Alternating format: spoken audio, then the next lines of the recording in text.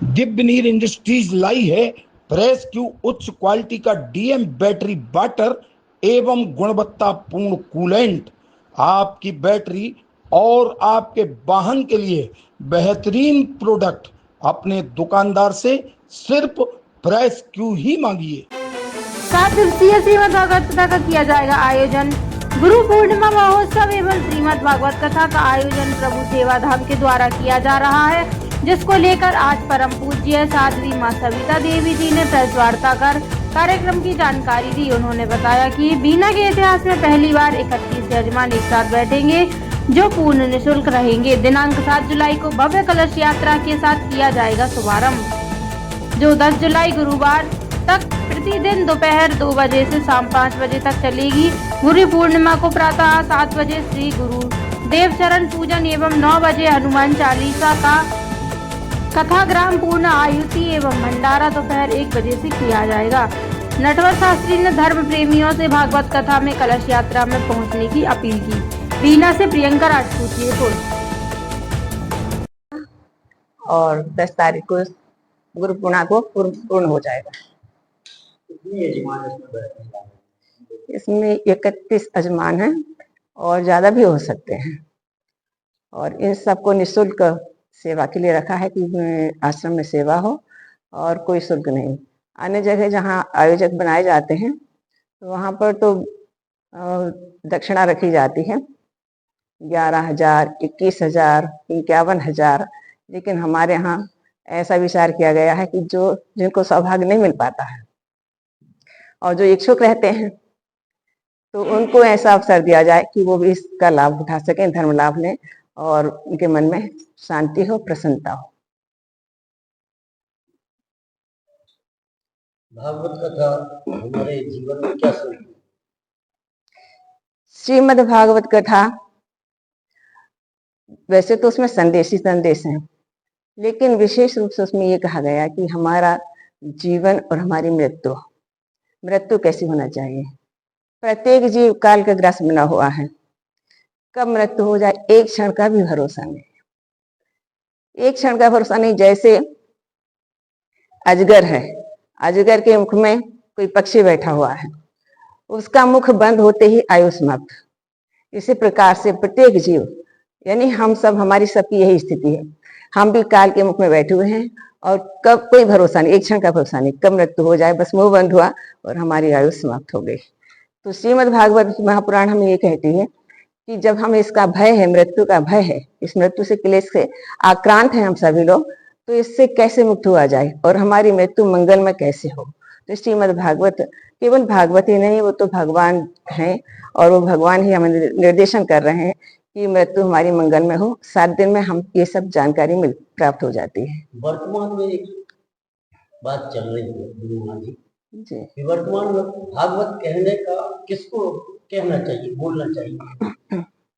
व्यास व्यास श्रीमद् भागवत महापुराण वैसे तो दिगंबर के लिए है, लेकिन दिगंबर जो बिल्कुल रहता है उसको कहा कि जैसे सुखदेव जी महाराज आए, दिगंबर थे, तो उनको एक कौपीन धारण करवाई कि दिगंबर को इसका अधिकार नहीं दिया गया है। लेकिन श्रीमद् भागवत कथा है तो इस कथा को कोई भी गा सकता है, कोई भी कह सकता है। इसमें ऐसा कोई बंधन नहीं है कि कोई ब्राह्मण ही हो वो ही करे। कथा कहने का सभी को अधिकार है, और कथा ये कोई प्याऊ होती जो, तो वो किसी एक के लिए नहीं होती है, तो सार्वभौम होती है, सभी के लिए होती है। तो श्रीमद् भागवत महापुराण एक प्याऊ है जिसका हम सभी लोग सेवन कर सकते हैं। सनातन धर्मावलंबियों के लिए आपका क्या संदेश है?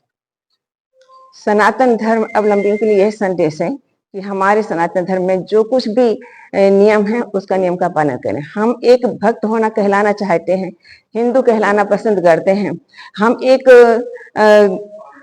अच्छे यानी सज्जन व्यक्ति कहलाना चाहते हैं, सनातन धर्म कहलाना चाहते हैं, संत कहलाना चाहते हैं, लेकिन हिंदू की तरह फिर रहना पसंद क्यों नहीं करते? हमारे देश में जो हमारी मर्यादा है उस मर्यादा को हम क्यों खो रहे हैं? उसकी तरह रहना क्यों नहीं पसंद करते? अगर सनातन धर्म वाले जो हैं जिसका अवलंबन, जिनको इसका अवलंबन चाहिए, अवलंबन कर रहे हैं, तो उनको क्या करना चाहिए हिंदू धर्म का जो पालन है, उस सनातन धर्म का जो पालन है, उन नियमों का ठीक ठीक से पालन करें और उसके अनुसार ही जीवन आचरण करें। जब हम जीवन आचरण करेंगे, बोलने वाला जो वक्ता है अगर वो ही गलत काम करेगा तो जनता कैसे सुधरेगी? जनता में सुधार नहीं आ सकता। पहले हम, जब हमारे सुधार आ जाएगा तब दुनिया को कह सकते हैं हम।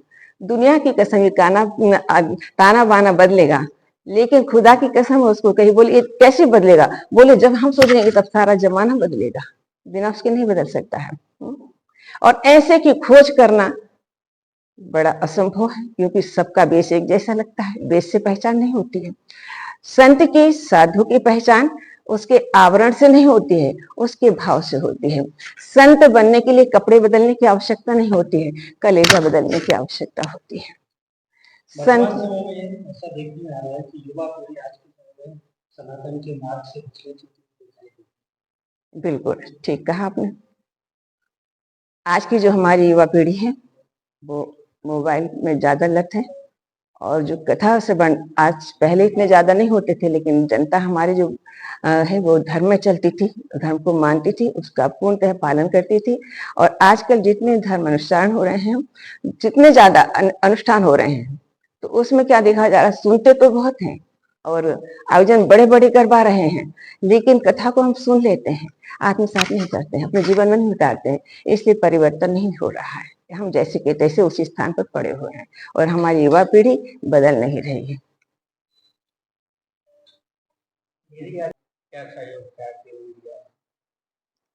प्रेस वार्ता से मतलब कैसा उद्देश्य? जो हम लोगों को बुलाया है, तो आपका कोई उद्देश्य वगैरह है? बस आप लोगों का यही सहयोग रहे कि ये धर्म का प्रचार प्रसार आप लोगों के द्वारा होता रहा है और कर भी रहे हैं आप, और अभी जो आयोजन हो तो इसका धर्म प्रचार प्रसार होता रहे, ताकि मैं तो कहती हूँ अगर 100 व्यक्ति हैं, 100 में से एक भी अगर सुधर गया तो आप लोगों का इस पत्र वार्ता में आना संभव, मतलब लाभदायी हो जाएगा। क्या आप मानती है कि धर्म में राजनीति का ज्यादा इंटरफेयर हो रहा है, ये आपको लगता है? अब धर्म में हो भी रहा है लेकिन नहीं भी हो रहा, दोनों बातें हैं।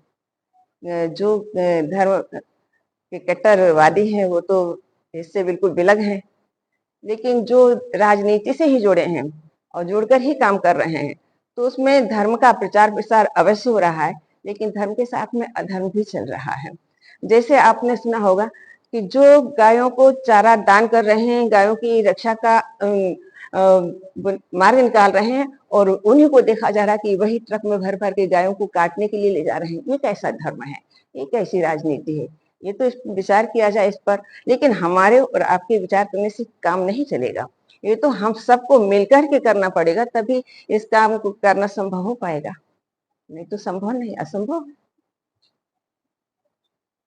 में श्रीमद् भागवत कथा का आयोजन किया जा रहा है, किस संदर्भ में आयोजन है और क्या कुछ कार्यक्रम की रूपरेखा है? जय श्री राम, जय श्री कृष्णा। सभी भक्तों को बीना की धरती पर एक ऐतिहासिक कार्यक्रम यहाँ पर होने जा रहा है, जिसकी शायद परिकल्पना हम लोगों ने 5 से 7 वर्ष पूर्व की थी। आज प्रभु कृपा से वो साक्षात संकल्प हम लोगों का पूरा होता हुआ दिखाई दे रहा है। कई बार अमूमन ये होता है, जैसे आप ही को ले लीजिए कि आपको यजमान बनना है तो आप मुख्य यजमान बनेंगे या सही यजमान बनेंगे, तो लगभग 51,000 की राशि, 21,000 की राशि कार्यक्रम को संचालित करने के लिए ली जाती है। वो कोई बुरी बात नहीं है, वो जरूरी है, कंपलसरी सेशन है, क्योंकि दक्षिणा हवन पत्नी है, यज्ञ पत्नी है, तो वो भी जरूरी है। लेकिन कई लोग मन में समर्पण तो है, लेकिन धन ना होने के कारण यजमान नहीं बन पाते हैं, 21,000 51,000 नहीं दे पाते हैं। तो हमारे प्रभु के सेवा धाम ने संकल्प लिया है कि जिनके मन में यजमान बनने का संकल्प है, भक्ति करने का संकल्प है, प्रेम करने का संकल्प है, ठाकुर जी को समर्पित होने का संकल्प है, ऐसे लोगों का हम लोग निःशुल्क, और ये प्रथम भागवत कथा का आयोजन है, इसमें हम लोग 31 यजमान निःशुल्क बिठाल रहे हैं। उनका संपूर्ण खर्चे की व्यवस्था प्रभु सेवा धाम हम लोग कर रहे हैं। उनके बाल भोग की व्यवस्था, स्वल्प आहार की व्यवस्था, फलाहार की व्यवस्था, भोजन की व्यवस्था, यहाँ तक कि अंत में भंडारे की व्यवस्था और 7 दिन पूजन की सामग्री की संपूर्ण व्यवस्था प्रभु सेवा धाम की ओर से व्यक्तिगत यहाँ पर की जा रही है, ताकि ऐसे लोग जो प्रेमी हैं भगवत कथा के, वो आए और इस संकल्प को पूरा करें। इस बार हम लोग सफल होते हैं तो निश्चित ही तौर पर अगले बार हम लोग कम से कम 51, 71 या 101 तक यजमान के संकल्प लेके आगे बढ़ेंगे। जन जन तक राम और कृष्ण की भक्ति पहुंचे, लोगों का समर्पण भगवान के प्रति पहुंचे, इस संकल्प के साथ हम लोग आगे बढ़ रहे हैं।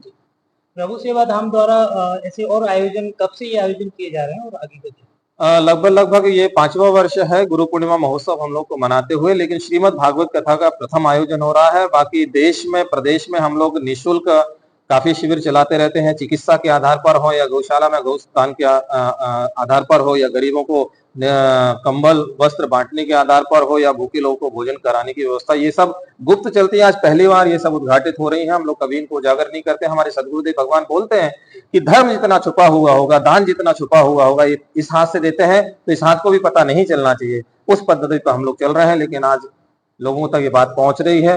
ये मैं बोल रहा हूं लेकिन इच्छा नहीं हो रही, लेकिन फिर भी बोलना चाहता हूं ताकि लोगों तक अच्छाई भी पहुंचे, लोग इस पथ का